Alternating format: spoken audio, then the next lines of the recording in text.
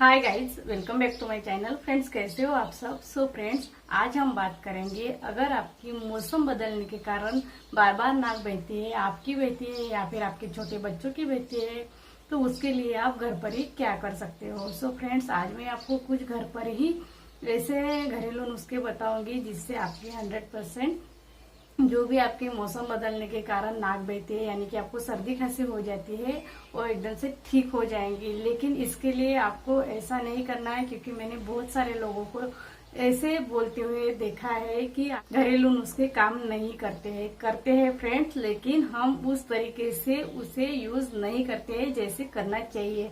जैसे कि हम डॉक्टर के पास जाते हैं तो डॉक्टर हमें 3 दिन की या 5 दिन की तो दवाई लिखकर देते हैं और हम सारी की सारी वो खाते भी है।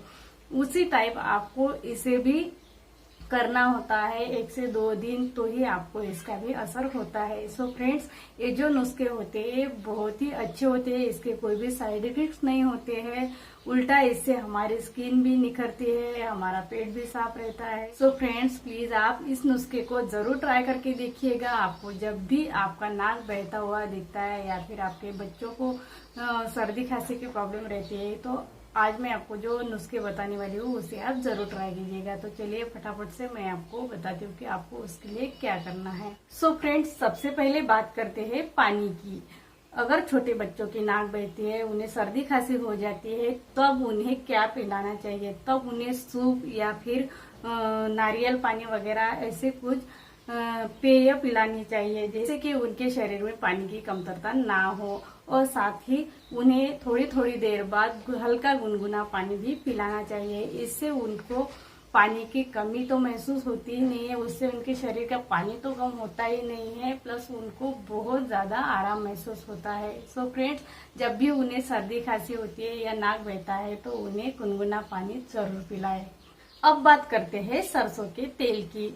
आपको सरसों का तेल थोड़ा सा लेना है, उसे कुछ सेकंड के लिए गर्म कर लेना है और उसे आपको बच्चे जब भी सोते हैं, चाहे दोपहर में सोते हो या फिर रात में सोते हैं, तो उस टाइम आपको उनके नाक में एक एक बूंद डालना है। ऐसा करने से उनके छाती में जो भी कफ जमा हुआ होता है वो पतला होकर निकल जाता है। गुनगुने सरसों के तेल से अगर आप बच्चों की मालिश करते हो तो ऐसा करने से भी उन्हें सर्दी जुकाम में आराम मिलता है। अब बात करते हैं अजवाइन की। अजवाइन एक ऐसा मसाला पदार्थ है जिससे हमारे कई सारे रोग दूर हो सकते हैं।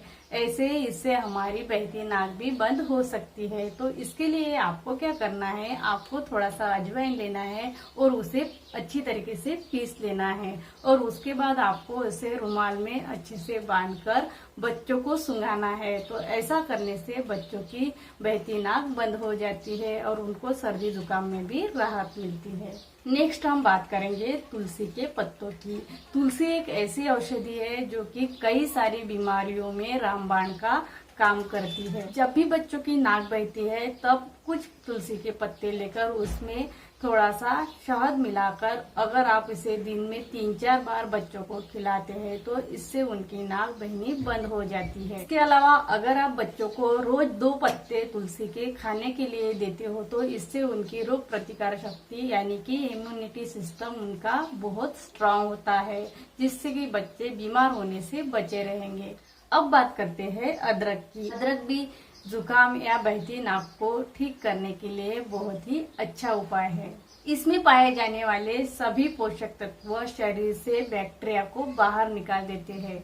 तो आपको अदरक का क्या करना है, आपको क्या करना है, थोड़ा सा अदरक का रस निकाल लेना है और उसमें थोड़ा सा हनी ऐड करना है, यानी कि आपको उसमें थोड़ा सा शहद ऐड करना है और उसे अच्छे से मिक्स करके आपको इसे दिन में 3-4 बार खाना है। अगर आप इसे दिन में 3-4 बार ही खा लेते हो तो आपको उसी दिन में रिजल्ट महसूस होगा।